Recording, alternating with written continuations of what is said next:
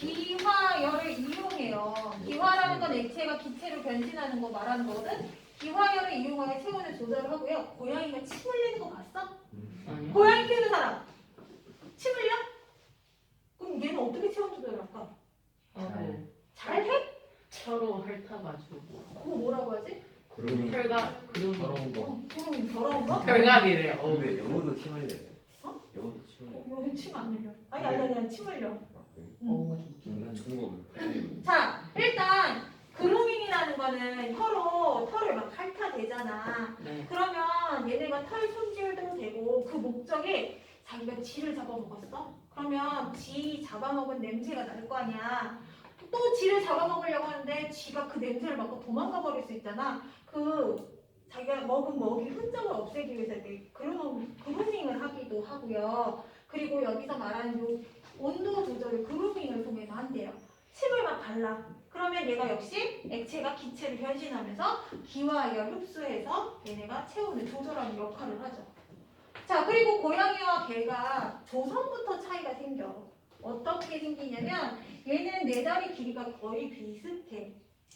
왜 그러냐면 조상이 주로 평지에 달리면서 살았어. 그래서 평지에 수평 방향으로 달리기 좋은 구조로 되어 있고 무리 생활을 주로 해요.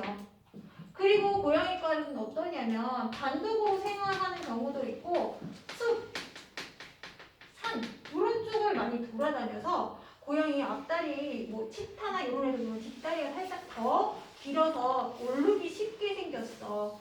속도도 그렇게 내게 되죠. 그래서 얘네 생긴 거 자체도 조상부터 차이가 나고요. 이렇게 체온 조절하는 것도 다르고 또 주둥이 모양도 달라. 호랑이 주둥이 뾰족해 뭉툭해? 호랑이 주둥이. 고양이 주둥이 뾰족해 뭉툭해? 뭉툭해. 그리고 개 주둥이는 어때? 들게 야생개 말하는 거야. 우리 막 시추는 입이 되게 짧아요. 이거 말고 차고 푹 들어갔어요. 이거 말고 그번에는 걔네가 우리가 특정 성질을 계속 귀엽다고 해서 만들어내고 걔네에서 인위적으로 만들어낸 애들이고 걔네가 이렇게 나온 거잖아. 자, 대부분의 개 애들은요 주둥이가 뾰족해요. 뾰족하고 아까 말했듯이 사막여운 특징이 뭐냐면 주둥이가 뾰족하고 침을 분비해서 체온 조절을 합니다. 그래서 개과로 분류가 되고요. 고양이과로 서로 다르게 됩니다.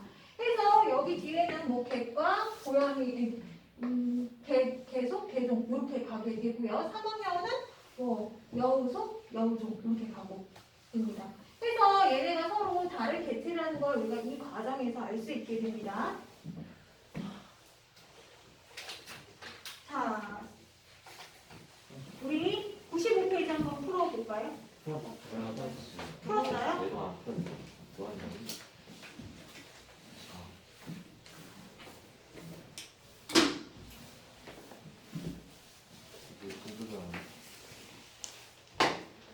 95페이지 안 풀려져 있는 사람 없죠? 패스.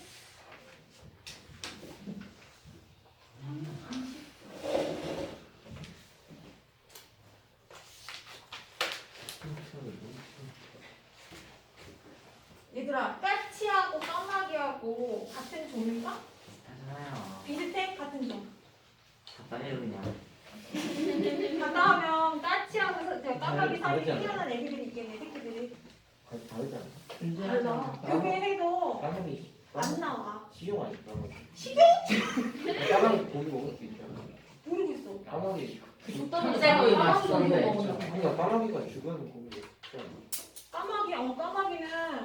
까마귀 모르겠고 까치가 저기 작은 동물도 잡아먹는데 까치가. 그래. 까마귀. 선생님 참새 고기 맛있던데. 원래는 까마귀 고기 먹을걸요? 고기. 예전에 그러니까. 선생님 참새 구워 먹으면 되게 맛있어요. 너는 안 따뜻하지? 너무 뚱뚱했어. 야, 참새 치킨도 맛있는데 참새 구워 먹으면 맛있겠지. 네. 근데 굳이 참새까지 구워 먹고 싶지 않은 거지 사람들이. 맛있던데요? 그리고 자연 상태에 있으면 병도 많을 건데. 시럽 사 먹어요. 깃털에 되게. 자, 까마귀하고 까치하고 같은 종이 아니야. 그러면 얘네 짝짓기는 할 수 있을까? 없을까? 짝짓기 해.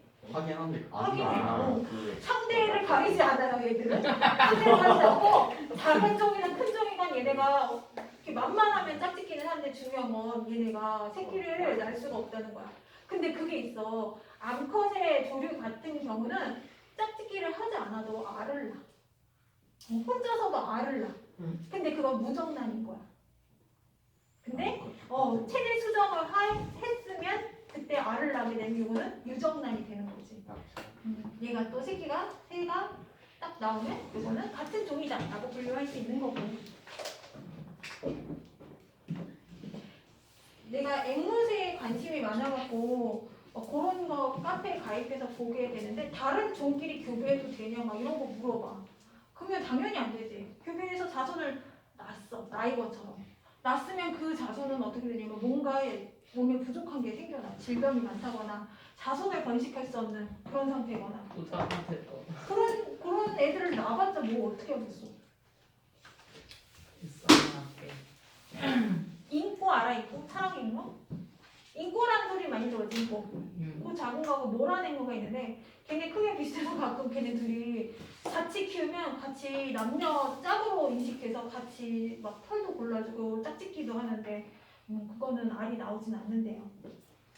자, 그럼 이제 96페이지 생물의 분류 보기 들어갈게요. 66쪽이요? 네, 96.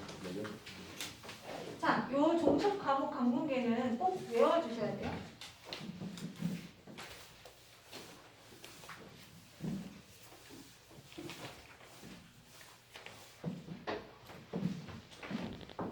자, 그래서 종속 과목 강문계 7단계로 나누고요. 그것들의 또 세부 단계를 좀 더 자세히 볼 거예요. 자, 생물을 크게 2가지 분류로 나눌 수 있는데 기준은 뭐냐면 핵의 유무. 자, 그러면 이거 설명하기 전에 세포에 대해서 잠깐 얘기를 할게요. 집을 지을 때 벽돌을 차곡차곡 쌓아서 집을 만들어 지듯이 이 벽돌 하나에 해당되는 가장 작은 단위가 있어. 요거를 우리는 세포라고 하는데 요 세포가 식물 세포하고 동물 세포가 서로 다르게 생겼어. 식물 세포는 대체적으로 이렇게 각이 져 있고 동물 세포는 대체적으로 이렇게 특정한 형태가 없는 말랑말랑한 둥근 원형으로 생겼어. 자, 일반적인 식물과 동물은 둘 다 이 안에 뭘 갖고 있냐면 핵을 갖고 있어. 핵 안에는 얘 유전 물질을 갖고 있는 염색사가 있고요. 이 핵이 이렇게 겉에 감싸고 있는 이 주머니 핵막에 쌓여 있게 돼요.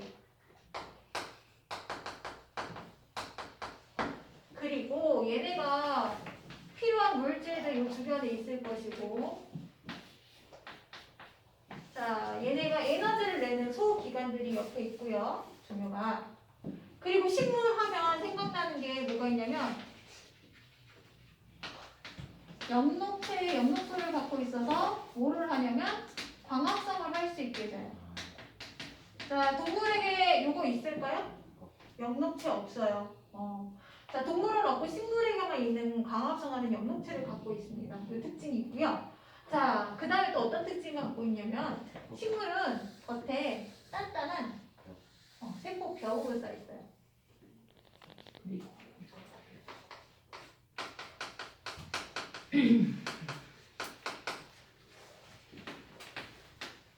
자, 그러면 동물 세포하고 식물 세포의 가장 큰 차이점은 세포 벽하고 엽록체 2개가 차이가 있어요. 자, 일단 이런 구조를 갖고 있는데 이 안에 있는 핵이 있느냐 없느냐에 따라서 2가지로 분류할 수 있대. 핵이 없어. 핵이 없고 원시적인 형태로 되어 있으면 원시적이다 해서 원핵 생물이라고 해요.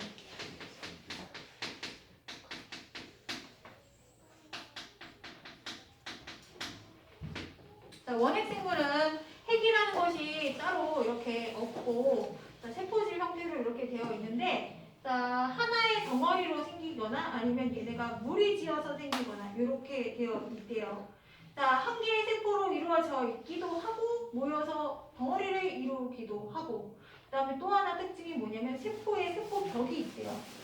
식물처럼 세포벽이 있다는 특징을 갖고 있네.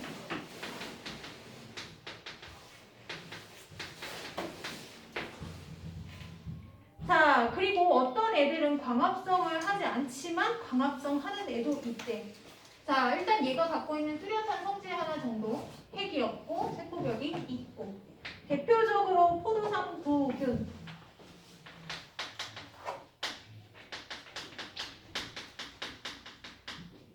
자, 여기서 포도상이란 건 무슨 소릴까? 포도처럼 생겼다. 왜 우리 사람 얼굴을 갖고 얘는 고양이 상이다. 얘는 강아지 상이다. 얘는 진상 뭐 이런 거. 여자상? 너 중성상? 상이라는 건 모습을 뜻하는데 포도가 맺혀져 있는 포도 모양이라는 거야. 그리고 그 균에 요 균자는 둥글다란 얘기거든. 자, 세포 자체가 둥글둥글하게 생겨서 포도처럼 있는 애 하나 또는 덩어리를 구성하고 있는 거 포도상구균이라고 하고요. 요거 말고 길쭉한 원형으로 돼 있으면 간균 뭐 이렇게 해서 이름을 서로 다르게 붙여요. 어쨌거나 포도상구균 요거 자 원핵생물에 해당이 되고요. 핵막은 세포벽은 있으나 얘는 핵이 제대로 발달되어 있지 않은 것. 그 다음에 대장균.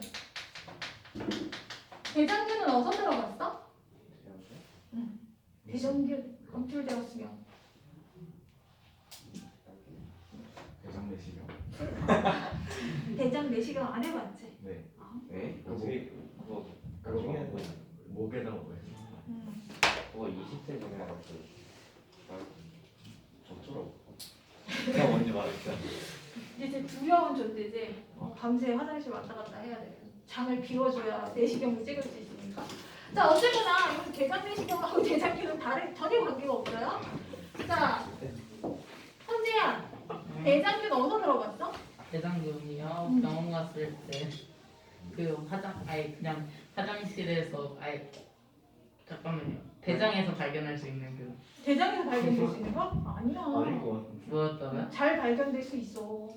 자, 우리 음식점에서 뭐 대장균 발견됐고, 손에 검출해봤더니 대장균이 발견됐고, 그 뭐야? 균이라고 할 수 있는 대표 세균 이 정도로 알아두시면 되는데 대장균이 다른 세균이나 균에 비해서 검출이 되게 쉽게 잘 돼요. 그래서 손만 찍어서 얘를 해도 번식도 잘하고 해서 얘네가 검출이 되게 잘 돼서 세균이 있는지 없는지 지표가 되어져요. 대장균이 발견됐다면 얘는 균이 있을 가능성이 크다라는 거지. 다른 균도 있을 수 있다.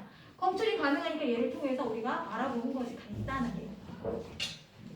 자, 어쨌거나 대장균 요거는 원핵 생물에 해당되고요. 그다음에 젖산균.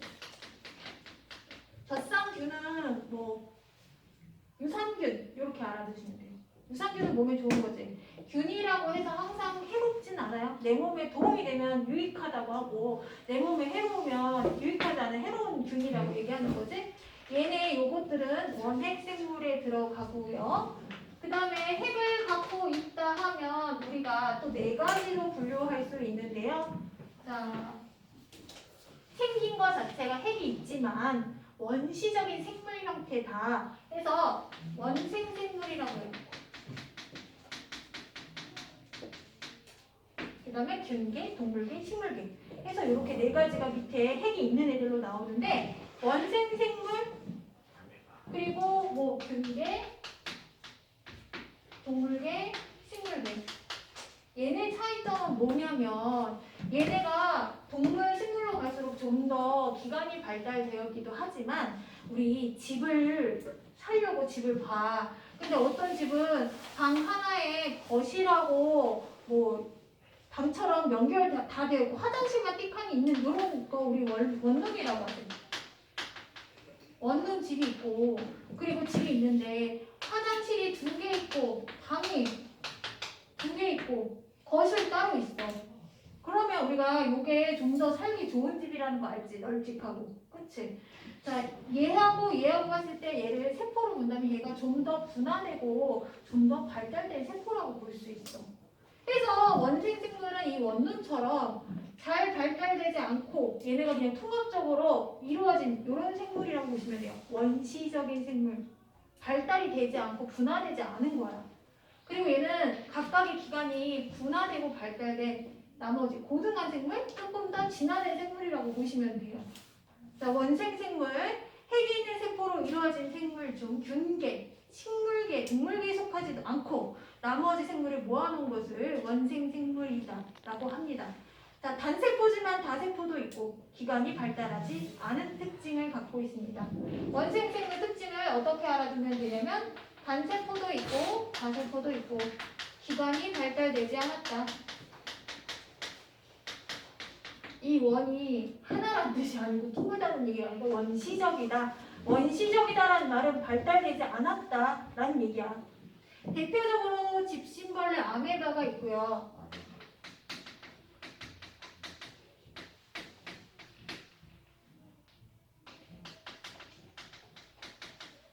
집신벌레 아메바, 집신벌레 보셨죠? 책에 많이 봤죠? 핵이 있긴 있어. 근데 이렇게 옆에 털을 달고 있어. 움직이기도 하지. 이 작은 털을 몸을 꿈틀꿈틀하면서 얘네가 이동도 하잖아. 그래서 생긴 게 집신 모양이 돼서 집신벌레라고 하고, 아메바는 아메바형이라는 뜻이 있거든. 아메바 얘 턱 특징이 뭐냐면 형태가 일정하지 않아. 동물이니까 형태를 계속 꾸물꾸물하면서 바꿔가거든요. 그래서 특정한 모양이 없는 애를 아메바형이다라고 따로 표현도 합니다. 자, 그리고 다세포인 경우는 뭐가 있냐면 이요. 다시마. 바다 속에 살고 있지만 얘네의 특징은 뭐냐면 초록색이잖아. 엽록체 있어. 엽록체가 없는 것도 있고 있는 것도 있어. 그래서 엽록체로 구분하는 것이 아니라 핵융으로 핵이 있으며 기관이 잘 발달되지 않은 것을 자, 원생생물계라고 하고요. 그 다음에 식물계, 동물계에 속하지 않은 나머지 것들을 우리는 균계라고 합니다. 균계? 자, 광합성을 하지 않아요.